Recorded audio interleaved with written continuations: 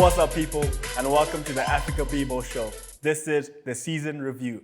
It's your boy, Ryan Kabwato, co-host of the Afrika BBall Show, and of course, a basketball fanatic. And now it's the other co-host, Tapo Kabwato, and as he said, it's the season review where we cover the play-in and the playoffs, the awards, and also the BAL. So man, we have so much for you. And we do, and Tapua, things are looking different today. Yeah. I wonder what's different. I don't have my cap. Oh. Well, we had to up the levels today, because basketball in Africa is changing, it's evolving, and we're here to elevate it. So we're here to bring you information, updates, and of course, fun engagement. So make sure to follow us on TikTok, Instagram, and Twitter at Afrika BBall.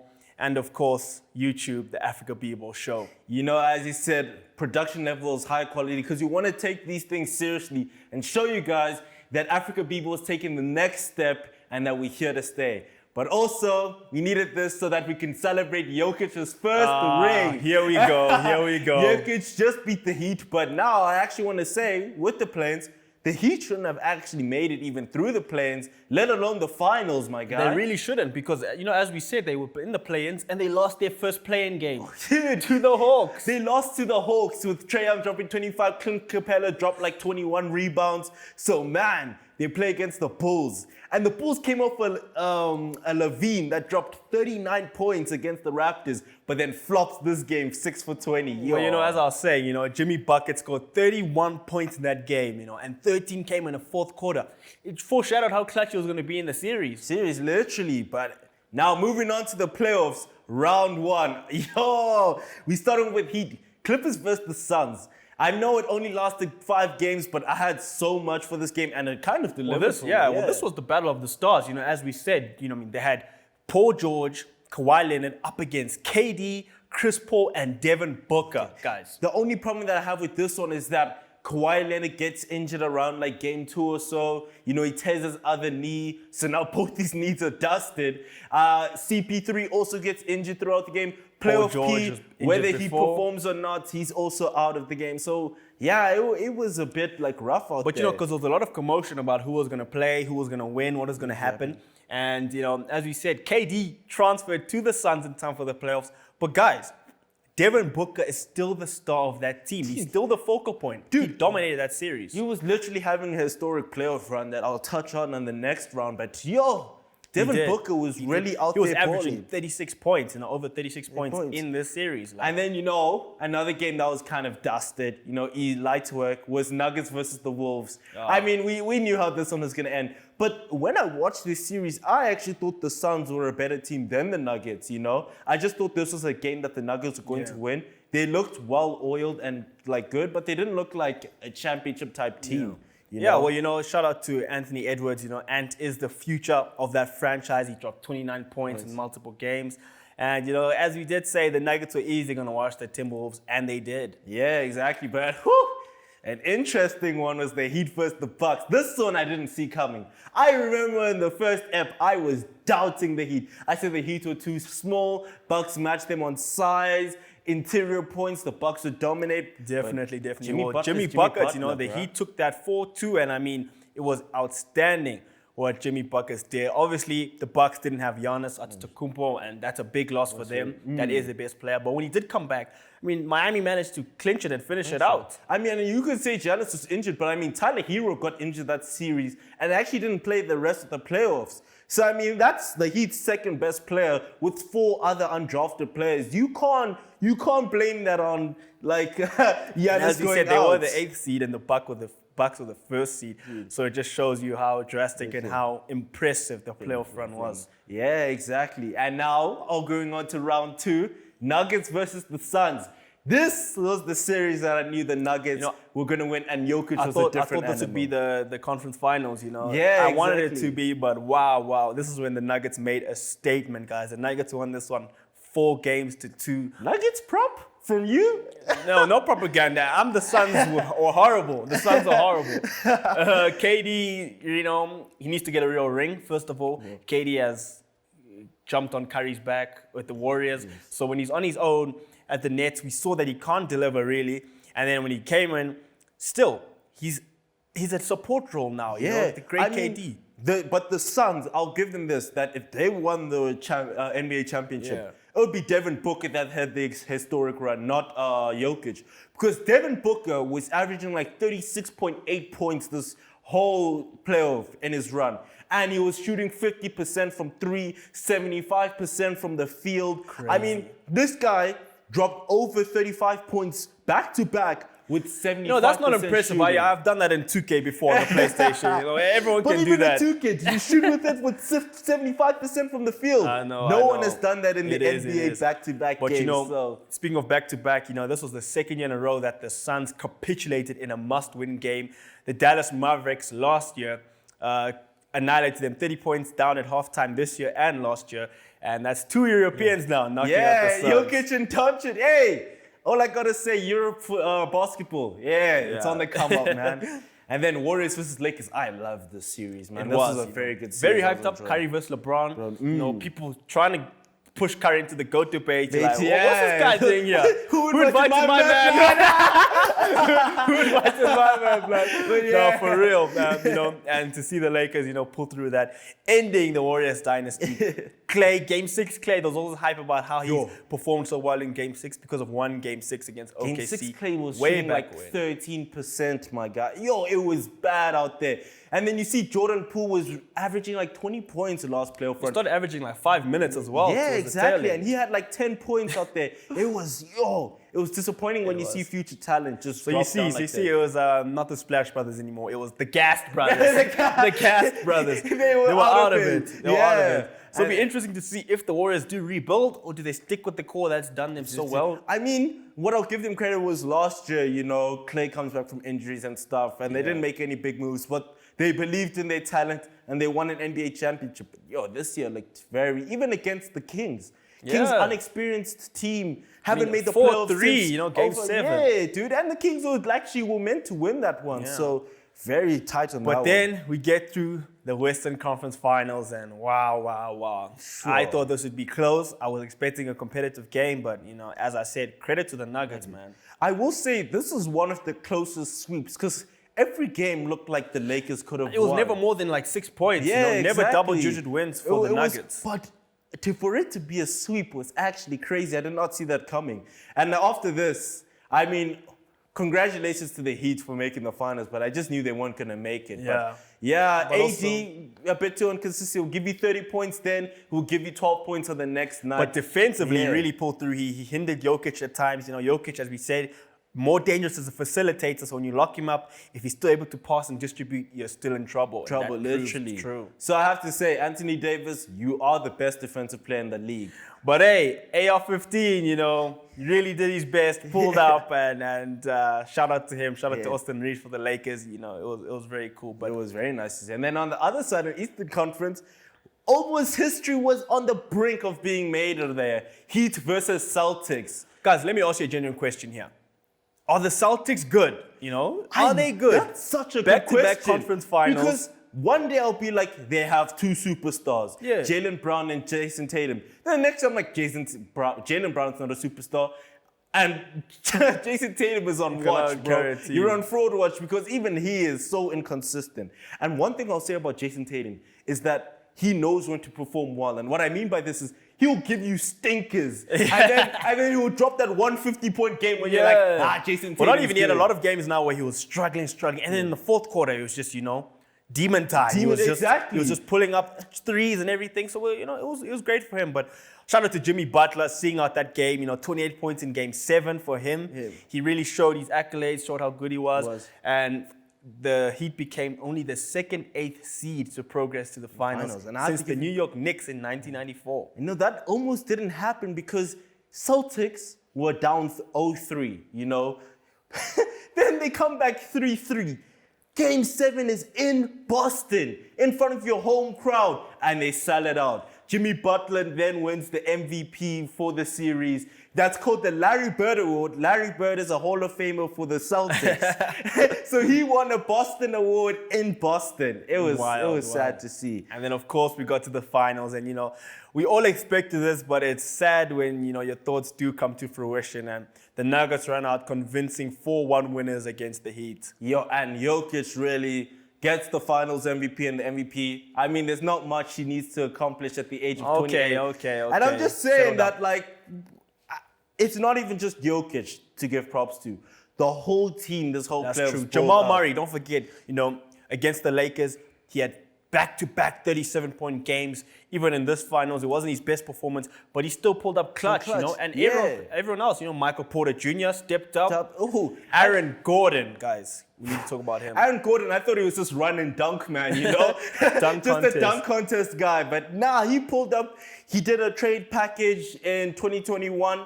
I didn't think anything of it, but now look, on a championship team. And what also I would like to say about the Nuggets and the NBA, how it's moving, is that they're winning championships by believing in their talent. They're not just trying to sign big names like what the Nets have been trying to do and all that, And the Golden State did it as well last year.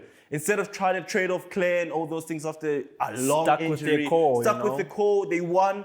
And then even the Bucks, I got to give them credit. Giannis, of course, he's leading up front, but Chris Middleton, Drew Holiday, those guys, those aren't big names you're just trying to ship off. So NBA is looking like it's going in a great trajectory ahead. But as I said, the Heat, getting to the finals is a huge, huge achievement, what they did. They really, to be the 8th seed to get to the final, it's huge. And yes, the Nuggets won the ring, but guys, the Nuggets played, okay, listen to this. The Nuggets played the 8th seed Timberwolves. The 4th seed Suns, yes, but we've seen that the Suns are flops. They played the 7th seed Lakers and then the 7th seed Heat. That is 3 play-in teams that they played on the way to the championship. How is that a big achievement? It's really not. I will say this right now that you have to beat what's in front of you. They can't select. But then why do they question the bubble, LeBron's bubble ring? No, the bubble ring should never be questioned. And you know what's funny about the bubble ring? The Heat and the Lakers made the conference finals this year. So what are you going to say about the bubble being achieved? But now we're moving on to the awards, starting off with the MVP. I will let you do your due diligence on this one. Joel Embiid, my Cameroonian brother, congratulations on your MVP, guys. It's a regular season award, back-to-back scoring titles, average over 33 points. He deserved it. I don't care what anybody says. I will say that in regular season, I would have given the edge to Jokic, but Embiid is genuinely his regular season was amazing. It was. He got stats that other centers should just not be getting. 10 rebounds, 4.2 assists as a center. That's his highest, in his career. It's tied. Yeah, also scoring titles back to back. He's just balling out here. And I gotta give credit to that. And as we said, he was up against Jokic and Giannis. Funny center theme going around here. But it does show that, there's a lot of talent in the NBA in various positions. And the game is changing, guys. The game is changing. I will say, Embiid, in playoffs, you need to step up. Here we go.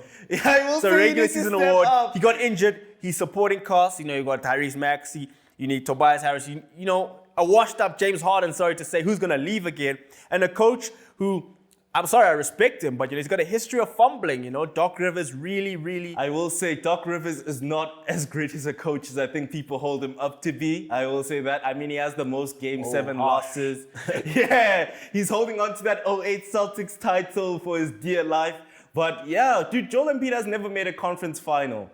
Come on, guys. It doesn't matter. Come on, guys. Joel Embiid, the second African player to win the MVP award after Hakeem Olajuwon. But now. Sorry, so go on. You see, he just doesn't like Embiid. He wants to move on. Let's move on. Fine. I just wanted to say that all NBA first team, you can still give your boy Joel Embiid props because he was here, but all NBA first team, I would say this is what separates the MVPs from the best players because although I've been pushing Jokic agenda, I still think Giannis is the best basketball player in the world right now. I agree with you there. And I think he's getting disrespected, a lot because they put him in bench one, start one, sell one, and it'll be like AD, Jokic and Giannis, or Embiid, Jokic, Giannis. It is tight, but guys, you cannot be saying that Giannis is third on that list. Literally. I mean, he got injured beginning of the series, which didn't make him beat the... But I'm telling you right now, Of course, it's just a hypothetical, but if he beat the Heat, they probably would have been in the finals and ran Denver for their money, bro. Definitely. Ran them. And then we have the All-NBA second team out here. And then this one, you know, Jokic, although I propped him up, he's there. Donovan Mitchell even could have been up there. You know, Jaylen Brown, I don't even know why he's there. Jaylen Brown had to be there, you know, he had to be and he deserved to be there, so shout out to him. But what's funny, what's changing now is that the positions are right now. Like, you have to be in a certain position to make the NBA, All-NBA. But they're going to change it this season to anyone can make it. So now instead of Jokic and Joel Embiid fighting for the first NBA, they can both be in it Soon it's going to be just centers in there. Yeah, in that literally Giannis, Jokic and Embiid just there. Well, I think it'll help people in the All-NBA third team moving on to that, you know. Yeah. As you see in the third team, LeBron James is there, guys, in year 20. Yo.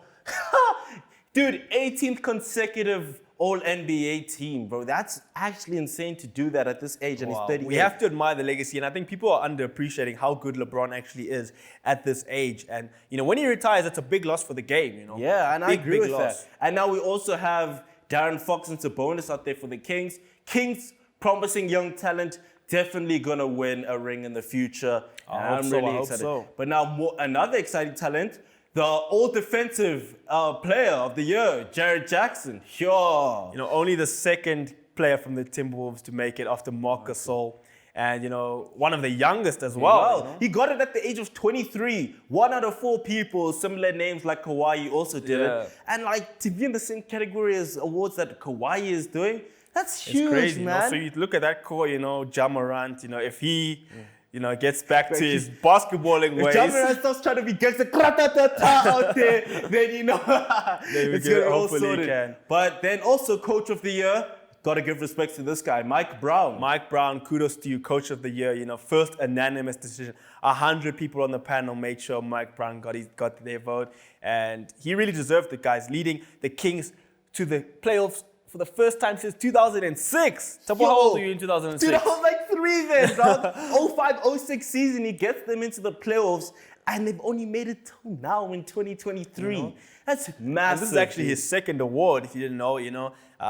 He won it with, guess who? The Cleveland Cavaliers and LeBron James in the 2008 and 9 season. And he led their team to 66 wins and 16 losses. And also what I want to give Mike Brown credit for is that, dude, this Kings team was like 11th last year. Now they made 3rd in the Western Conference Western Conference, that's a stacked conference, so gotta give credit to them. Shout out to him. Well, you know, and then moving NBA season, it's been phenomenal. And we want to move on to, you know, we are the Africa BBall Show, and to the exciting Basketball African League, the BAL, guys. We had a tremendous season. Enticing, very, very exciting, and of course, thrilling and close. You know, it happened. The playoffs were from the 20th of May to the 27th of May in Kigali in Rwanda.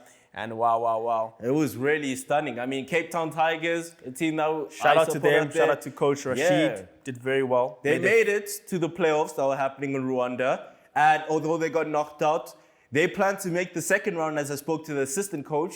They're looking forward in the future's looking bright, man. They have players making the defensive side there. Some Kelo Trele, well done.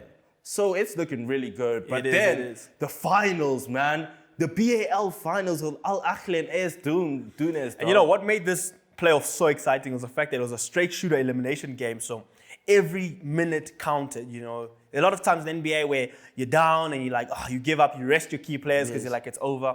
But, you know, this is what happened. And Al Ahly from Egypt winning against AS Dunes from Senegal. And, you know, Al Ahly, kudos to them, the second Egyptian team to win. After Zamalek. And you know, the final, bro, it was like 38-33, I think, from halftime. Exactly. And then absolutely blown out as Al Ahly wins 80-65 to get the title. You know, and they deserved it. And then a player on Al Ahly wins the MVP. Omat, yo. Definitely deserved it. I mean, 22 points in the final, you know, just from him. Averaging just under 19 points. Absolutely dominant display there. Definitely MVP to watch out for.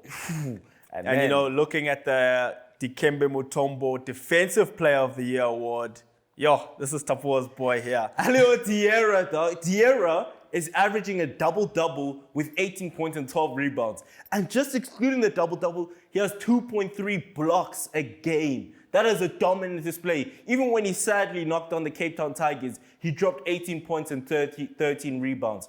Absolutely dominant, man. I got to give him credit for that. We have to. And guys, we've had a phenomenal season of basketball all around, from Africa to the NBA, you name it. And, you know, we were there every step of the way, and we hope you were too. So make sure to stay tuned, guys, for more basketball updates, information, fun engagement, and just all-around access. You know, we appreciate your support. We wouldn't be here without you guys. And we want you to stay tuned. So make sure to follow us on Instagram, TikTok, and Twitter at Afrika BBall, YouTube, the Afrika BBall Show. And shout out to Pixel Nation for providing this wonderful studio. Really, big shout out to Pixel Nation. Great setup that we have and great production. And dude, Afrika BBall's only going up, so stay tuned. We're upping the levels. Everyone, Thank you so much. Cheers.